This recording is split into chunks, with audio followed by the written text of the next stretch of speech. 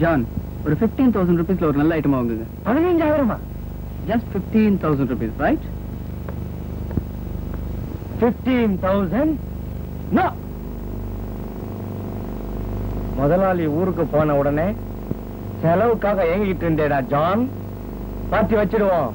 ஐத்து அல்லே நமக்கு அங்க என்ன சத்தம்? No sir. டேய் ஜான், சைலண்டா அமுக்குடா. Mister John. Yes sir, come in. சீக்கிரம் வாங்க. இதோ வந்துட்டேன் சார், இதோ வந்துட்டேன்.